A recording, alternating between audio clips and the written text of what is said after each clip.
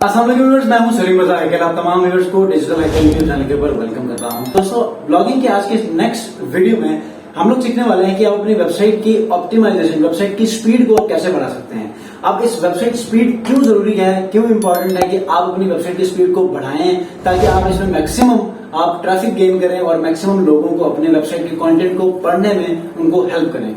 अब इसके फवायद तो मैं आने वाली वीडियो में बताऊंगा, लेकिन अगर आप लोग चैनल पर नए हैं तो चैनल को जरूर सब्सक्राइब कीजिए, बेल आइकन को प्रेस करके इस वीडियो को जरूर लाइक कीजिए। एक ब्लॉगर है या एक वेबसाइट ऑनर है, एक बिजनेस ऑनर है, तो अगर आपकी कोई वेबसाइट है, आपने जितना मर्जी अच्छा कंटेंट लिखा हो, जितने जबरदस्त किस्म के आप वेल रिसर्च अगर आप आर्टिकल्स लिखते हैं और इमेजेस भी आप लोग डिजाइन करते हैं, लेकिन वेबसाइट की स्पीड एक मैक्सिमम लेवल पर ना हो जो कि गूगल रेकमेंड करता है, तो आपका वो ब्लॉग, आपकी वो वेबसाइट या आपकी वो पोर्टफोलियो वेबसाइट बिल्कुल नाकारा है, यूजलेस है। वो क्यों?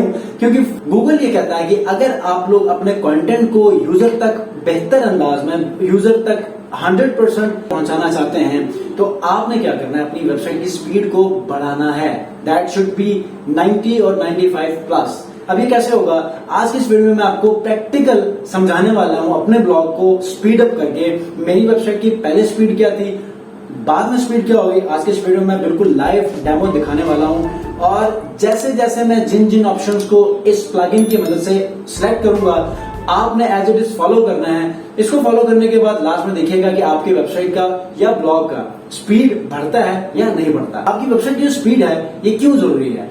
याद रखिएगा कि जब आपका जो ब्लॉग है वो मोनेटाइज हो जाता है, या फिर आपके ब्लॉग के ऊपर अगर एक हैंडसम अमाउंट ऑफ ट्रैफिक जब आ जाती है, तो बाउंस रेट आपका कम या ज्यादा होता है। बाउंस रेट का मतलब क्या है? मिसाल के तौर पे एक ऐसी वेबसाइट है जहां पर एक प्रोडक्ट आप फाइंड आउट करने जा रहे थे किसी वेबसाइट के ऊपर, आपने देखा कि यार उस वेबसाइट को आपने ओपन किया है लेकिन वो लोडिंग पे जा रही है, वो वेबसाइट अपने कंटेंट को लोड नहीं कर पा रही। या अगर कोई प्रोडक्ट है, आप कोई ई कॉमर्स की वेबसाइट के ऊपर आप लैंड कर चुके हैं, कोई आप पर्स लेना चाह रहे थे या XYZ कोई प्रोडक्ट लेना चाह रहे थे, लेकिन आप उस प्रोडक्ट को ओपन कर रहे हैं, उसकी इमेज पिछले 1 मिनट से लोड नहीं हो रही है या 30 सेकंड से लोड नहीं हो रही है। इसके पीछे रीजन क्या है? रीजन ये है कि उसकी लोडिंग स्पीड सही नहीं है, जिसकी वजह से आपका बाउंस रेट बढ़ जाता है। जब आपका बाउंस रेट बढ़ता है तो यूजर ब्रेक हो जाता है। जितनी ट्रैफिक आपके पास आती है उतनी ही ट्रैफिक हमेशा लोड होने से पहले ही भाग जाती है। क्यों? क्योंकि वो कंटेंट लोड नहीं हो रहा, तो वो किसी ऐसे वेबसाइट को हमेशा आप प्रेफर करेंगे कि जिसकी प्रोडक्ट्स हमेशा पहले लोड हो रही हो। ठीक है, तो ऐसे में website speed optimisation is very much important. आज की इस वीडियो को आपने बिल्कुल किसी पॉइंट को स्किप नहीं करना है। अगर आप ब्लॉगिंग के ऊपर काम कर रहे हैं, स्पेशली एफिलिएट मार्केटिंग के ऊपर काम कर रहे हैं, तो आपने वीडियो स्किप नहीं करें। लैपटॉप स्क्रीन पर चलते हैं और देखते हैं कि प्रैक्टिकली इस प्लगइन को कैसे यूज करना है और इससे आप अपनी वेबसाइट की स्पीड को कैसे बढ़ाते हैं। जी व्यूअर्स, इस वक्त मैं लैपटॉप स्क्रीन के ऊपर मौजूद हूँ। मेरे सामने मेरा अपना ब्लॉग है रैकलॉजिक के ऊपर। सबसे पहले मैं आपको बताऊं कि मेरे इस वेबसाइट के ऊपर पहले जो हिस्ट्री थी, हिस्ट्री के मुताबिक पहले मोबाइल फोन के ऊपर ये 57% थी, डेस्कटॉप के ऊपर 67% थी। लेकिन मैंने ये सेटिंग्स किए हैं, मैं आपको बता देता हूँ। मैं प्लगइन यूज कर रहा हूँ लाइट स्पीड कैशे। सबसे पहले आपने जनरल में जाने के बाद इसका यूज बता देता हूँ, उसके बाद हम टेस्ट कर लेते हैं कि इसकी टेस्टिंग के बाद की स्पीड क्या होती है। ठीक है, आपने जब सबसे पहले जनरल में आना है तो यहाँ पर आपके पास ये QUIC का एक डैशबोर्ड है, इसके ऊपर जाकर आपने ये एक डोमेन की ओपन करनी है। ठीक है, वो कैसे करेंगे? यहाँ पर लॉगिन या रजिस्ट्रेशन की ऑप्शन होगी इसकी जगह पे, क्योंकि मैंने रजिस्टर की है तो इसके बाद यहाँ पर विजिट टू QUIC.cloud की ऑप्शन आ रही है। ठीक है, और ये आपके पास ऐसा होगा। ठीक है, यहाँ पर रजिस्ट्रेशन करेंगे उसी ईमेल के साथ जिसको आप यूज कर रहे हैं, तो उसके बाद यहाँ पर आके रिफ्रेश की करेंगे, यहाँ पर आपकी वो की आ जाएगी। ठीक है, अगर आपको कोई एरर नजर आ रहा है इस तरह का, तो आपने इग्नोर करना है, थोड़ी देर बाद वो एक्टिव हो जाएगा। ठीक हो गया, उसके बाद यहाँ पर गेस्ट मोड ओपन करना है। गेस्ट मोड ये क्या करता है कि जो लैंडिंग पेजेस होते हैं उसको ऑटोमेटिक वो पहले ही विजिट के ऊपर ये ओपन कर लेता है। ठीक है, उसके बाद जैसे जैसे सेटिंग्स आपको बता रहा हूँ आपने वैसे वैसे करना है। जहां पर आपको लग रहा है कि मैं तेजी से आगे बढ़ रहा हूँ, आपने वहां पर वीडियो को स्टॉप करके देखना है। ठीक है, इंशाल्लाह ये 100% स्पीड के ऊपर लेकर जाऊंगा। सबसे पहले हम लोग देख लेते हैं यहाँ पर cache. Cache is very much important. आप लोगों ने सबसे पहले कैशे को ऑन रखना है, उसके बाद लॉग्ड इन यूजर को ऑफ करना है। जो कमेंट्स और रेस्ट एपीआईज हैं उनको आपने यहाँ पर ऑन कर रखना है ताकि उसकी कैशे वगैरह जो है वो खुद ही हैंडल कर सके। ठीक है, मोबाइल फोन के ऊपर कैशे आपने हमेशा ऑफ रखना है, किसी भी प्लगइन के ऊपर हम लोग नॉर्मली ऑफ करते हैं। ठीक है, उसके बाद यहाँ पर आके TTL और यहाँ पर पर्ज में आके पर्ज ऑल ऑन अपग्रेड में यहाँ पर ये ऑन करना। जब अपग्रेड करेंगे तो प्रीवियस जो कैशे है वो ऑटोमेटिक डिलीट हो जानी चाहिए। और यहाँ पर ऐसा कोई चीज नहीं है, जैसे जैसे यहाँ पर सेटिंग्स है आपने एज इट इज रखनी है। अगर से यहाँ पर ये डिफॉल्ट सेटिंग्स में ही आपकी यही सेटिंग्स होंगी, ठीक है। जो इंपॉर्टेंट चीजें जो चेंज करने वाली वो आपको बता देता हूँ। ब्राउज कैशे में इसको ऑफ करना है। एडवांस में जाके यहाँ पर भी कोई ऐसी चीज आपने देखनी नहीं है, बस ये आप लोगों ने ये साथ साथ चेक करते जाना है कि ये ऐसी सेटिंग्स हो। CDN में जाने के बाद CDN अगर आप लोग इमेजेस यूज करते हैं, सबसे पहले तो QUIC.cloud.cdn इसको ऑन करना है, क्योंकि पहले हमने इसकी रजिस्ट्रेशन कर ली है। CDN मैपिंग इसको ऑफ कर लेना है, बाकी एज इट इज आपने सेटिंग रखनी है। और QUIC.cloud.cdn सेटअप में आपने इसको एज इट इज रखना है और दैट्स इट, ठीक है। उसके बाद मैनेज में जाकर जो सेटिंग्स ऐसी हैं उसको आपने देख लेना है। इमेज ऑप्टिमाइजेशन में सबसे पहले सेंड रिक्वेस्ट आप कर सकते हैं अगर आप लोगों ने नहीं किया, वरना आपने पुल इमेजेस करने हैं। जैसे ही पुल इमेजेस करेंगे ये ऑटोमेटिक उसको ऑप्टिमाइज करना शुरू करेगा, ठीक है। और उसके बाद इमेज ऑप्टिमाइजेशन सेटिंग्स में आपने इनको ऐसे ही रखना है, ठीक है। जैसे ऑप्शंस यहाँ पर हैं वैसे ही रखना है। एक दो चीजें चेंज होंगी, इसको आपने ऑफ करना है, बाकी सारी चीजें एज इट इज आपकी डिफॉल्ट सेटिंग्स में ही बाकी रहेंगी, ठीक है। मैं बहुत तेजी से आगे बढ़ूं ताकि ज्यादा वीडियो लंबी ना हो। पेज ऑप्टिमाइजेशन में जब आप आएंगे तो यहाँ पर एक चीज बहुत ज्यादा जरूरी है कि CSS मिनिफिकेशन और CSS कंबाइन और जनरेट CSS में यूज CSS में आपने इसको ऑन करना है। लेकिन एक चीज है, इनकॉग्निटो मोड आपने ओपन करके अपनी वेबसाइट को आपने वहां पर ओपन रखनी है। जब इसको आप ऑन करेंगे तो एक बार आपने वहां पर जाकर उसको रिफ्रेश करना है। समटाइम वेबसाइट आपकी ब्रेक हो जाती है इस चीज की वजह से, तो आप वहां पर दोबारा से इसको ऑफ करके दोबारा रिफ्रेश करेंगे तो आपकी वेबसाइट दोबारा से अपनी नॉर्मल हालत में आ जाएगी। और इसी तरह जो जैसी सेटिंग्स यहाँ पर आपने एज इट इज करनी है, बस फर्क क्या है कि एक बार इसको ऑन करके देख लीजिएगा। अगर आपकी वेबसाइट यहाँ पर ऑन रखने की वजह से ब्रेक हो रही है तो आपने इसको ऑफ करना है। मैंने भी ऑफ रखा है क्योंकि मेरी वेबसाइट भी यहाँ पर ब्रेक हो रही थी। और बाकी तमाम सेटिंग्स आपने ऐसे रखना है। JS मैनिफिकेशन जावास्क्रिप्ट में भी आपने इसको मैंने ऑफ रखा है। ऑन करूंगा तो भी कोई प्रॉब्लम नहीं आ सकती, क्योंकि प्रॉब्लम आई थी तो मैंने एहतियातन JS को भी मैंने ऑफ रखा है। लेकिन मैं ऑन करके एक मतलब रिफ्रेश करके चेक कर सकता हूँ कि अगर ये ब्रेक नहीं होती तो उसको मैं ऑन ही रख सकता हूँ। ये आप पर भी डिपेंड करता है, ठीक है।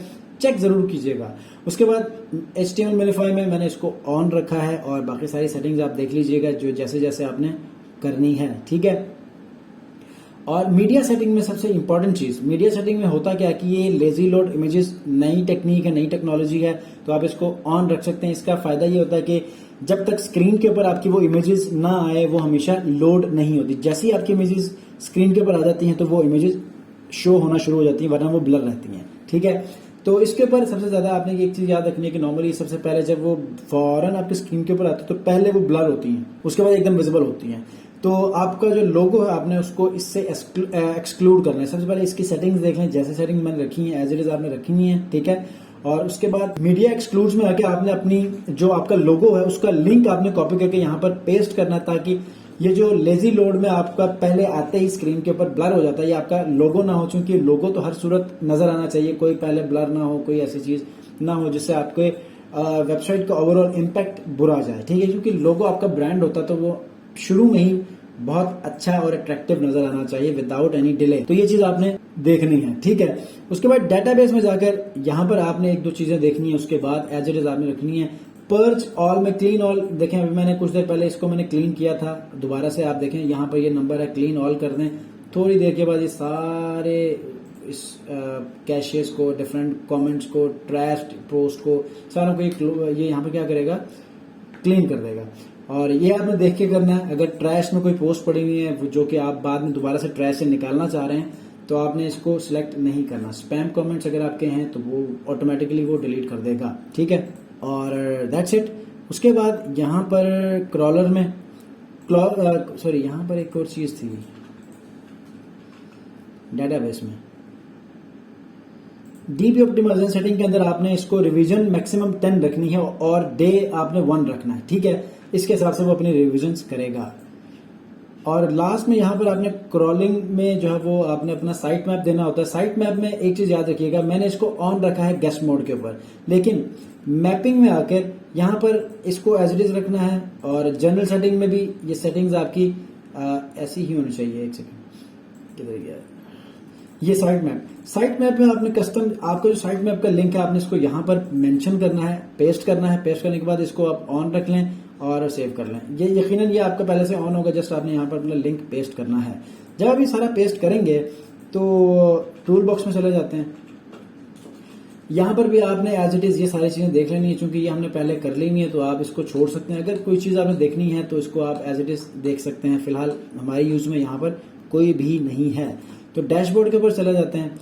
डैशबोर्ड के ऊपर चले जाने के बाद हम पहले ऑप्टिमाइजेशन, जो स्पीड ऑप्टिमाइजेशन है, उसकी हम हिस्ट्री देख लेते हैं कि पहले हमारी हिस्ट्री में हमारी स्पीड्स क्या क्या आई हैं। अब यहाँ पर ये सारी चीजें हो चुकी हैं, तो हम चले जाते हैं इनकॉग्निटो मोड पे। ठीक है, इनकॉग्निटो मोड में जाके हम इसको एक बार देख लेते हैं कि हमारे पास के रिजल्ट्स क्या आ रहे हैं। सबसे पहले हमने यहाँ पर लिंक कॉपी करना है। कॉपी करने के बाद और यहाँ पर पेज स्पीड इनसाइट्स ओपन करेंगे। पेज स्पीड इनसाइट ओपन करने के बाद यहाँ पर पेस्ट करेंगे और देखते हैं कि अब हमारी स्पीड यहाँ पर क्या होती है। ये देखिए, मेरी स्पीड मोबाइल फोन के ऊपर अब 100% हो चुकी है। डेस्कटॉप के ऊपर भी ये 100% है। अब दैट मीन्स कि पहले मेरी यहाँ पर ओवरऑल प्रोफाइल जो वेबसाइट की थी वो मोबाइल के ऊपर ये थी 57, डेस्कटॉप के ऊपर ये थी 67। अब दोनों 100% हो चुकी हैं। दैट मीन्स कि अब मुकम्मल तौर पे ये प्लगइन मुझे हेल्प कर रहा है। जी दोस्तों, तो आज की वीडियो में हमने सीखा है कि वेबसाइट ऑप्टिमाइजेशन कैसे होती है, किन चीजों का आपने ख्याल रखना है कि जिनको यूज करके आप अपनी वेबसाइट, वर्डप्रेस वेबसाइट को ऑप्टिमाइज कर सकते हैं, स्पीड अप कर सकते हैं, ताकि यूजर आपकी वेबसाइट के ऊपर खड़ा रहे, पढ़े, जितना कंटेंट आपने लिखा है वैल्यूएबल कंटेंट, उससे इस्तेफादा हासिल करें। इससे क्या होगा, आपका ब्लॉग भी मोनेटाइज होगा। अगर आप एज एफिलिएट मार्केटिंग काम कर रहे हैं तो आपके प्रोडक्ट्स भी टाइमली लोड होंगे। उसके बाद last but not the least होगा क्या, आप उससे एक अर्निंग जनरेट करेंगे। अब अर्निंग, आपका फाइनल गोल क्या है, आपका अल्टीमेट जो गोल है वो ये है कि आप मैक्सिमम रेवेन्यू जनरेट करें। तो ये website speed optimisation is one of the important factor कि आप इसकी मदद से आप अपने वेबसाइट को, कंटेंट को आप मोनेटाइज करें, स्पीड अप करने के बाद लोगों तक अपना कंटेंट पहुंचाएं और देखें कि आपकी जो अर्निंग है वो डबल कैसे होती है। आई होप कि आपको ये तमाम की तमाम अंडरस्टैंडिंग मिल चुकी है। नेक्स्ट वीडियो में इंशाल्लाह ब्लॉगिंग के एक न्यू सीरीज के साथ, न्यू वीडियो के साथ हाजिर होऊंगा। अपना बहुत ख्याल रखिए। अल्लाह हाफिज।